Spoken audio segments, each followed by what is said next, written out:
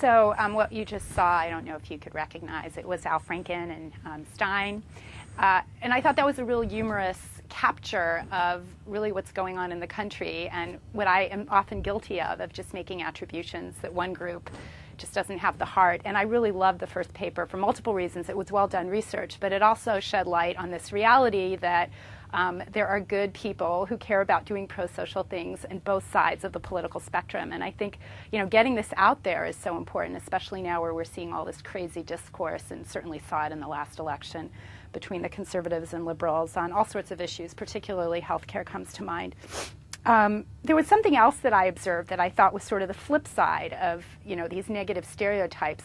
Could this competition between conservatives and liberals to see who's the better one, who's the kinder, possibly do good? And I think an interesting place to look, if you go to kiva.org, for those of you who aren't familiar, Kiva really is a leader in microfinance. They're based here, excuse me, in San Francisco. They actually have a community page, and I was curious what the Kiva community page looks like. It's actually a site full of teams, and the teams are competing to see who will give more through Kiva.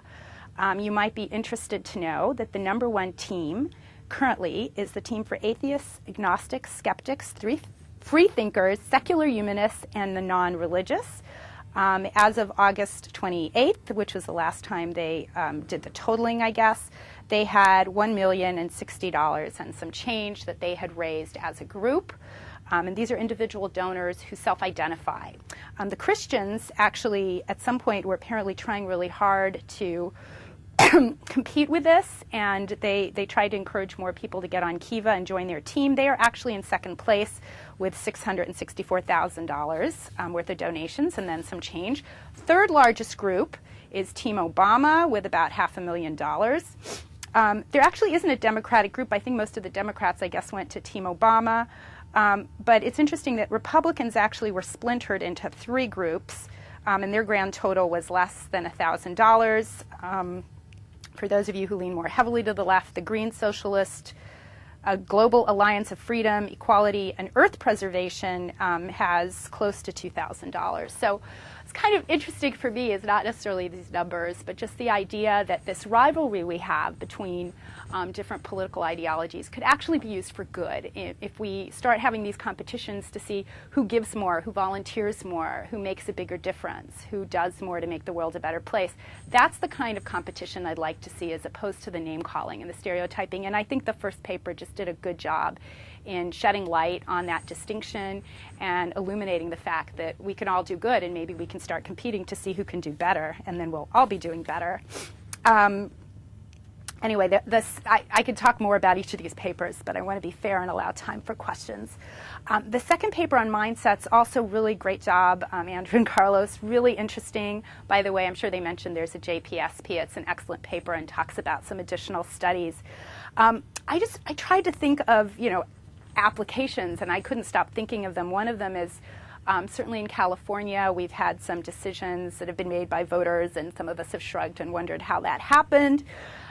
This idea that we could be priming people, abstract or concrete, and that this could perhaps affect how they take a message and how their own leanings and mindset affect how they end up voting was really interesting to me. And I actually thought that this is a paper I'd like to share with people who are very active in certain movements in California to allow everybody to legally be allowed to get married, so California can stop being behind Midwestern states in that way. I also thought of something rather comedic that I recently saw on YouTube. You can Google Sarah Silverman Feed the World, Sell the Vatican. I didn't want to play it because it's a bit racy, but the basic point she makes is that we could solve world hunger by selling the Vatican and using the money. What's interesting, she really uses a concrete mindset here. I won't use all her words because some of them are possibly inappropriate for the conference, but she really goes into detail. So basically she talks about the fact that everyone's hungry, and it's totally depressing to her because she keeps seeing all these hungry kids, and it sucks. That's one of her words that I can use. But then she goes into more detail. She talks about the Catholic Church and this idea that Christianity is supposed to be about, living modestly and sacrifice, and that the Vatican really doesn't make sense for that. And then she talks concretely, well, where would the Pope and all his entourage live? And she specifically says you could take some of the money if you sold this enormous Vatican, and you could buy really nice condos. And she specifies that these would be nice condos with a view, everyone could have a pool, and there could be water slides. So again, she's making this really concrete. I don't know if she had read the paper or just thought it would be funnier that way, but I thought that was interesting. She also talked about several benefits to the Vatican, including forgiveness for any possible involvement in the Holocaust. She winks on that one, and then she went into more detail and some profane words that I will not repeat here. But I just thought it was interesting, even though it was more comedic than anything else, that she took this very concrete approach. And I don't know really who she's targeting. It's mostly humorous, but it just made me think of the paper when I saw it. The third paper, also excellent. I mean, these are all great. The only thing I didn't like about the third paper was that based on what you found about insecure people and their preferences in donations, it suggests that I'm really insecure, and that made me feel really bad. And then I thought, oh, and if everyone finds out that I tend to give where there's a relationship and there's sort of this individual relationship between me and the recipient, if they find out this, having heard the third paper, will they not like me? Will they think I'm stupid? Okay, I'm joking. Hopefully that's not the case. But I also thought the gender differences were really interesting, and they actually map on to what we know about men and women. That for women, relationships are much more important for their self-esteem, their sense of self, how happy they are. If their relationships are in jeopardy, it on average has a bigger effect on their overall sense of well-being. And even people at the same level professionally, when you ask people about their job description, women are more likely to talk about their relationships than men who have a very similar position. So it kind of makes sense that that transferred on to the realm of preferring a certain mode of giving. I also thought about my own research. I've looked at take aversion, how it's really difficult to undo a commitment to a charity once you've made it.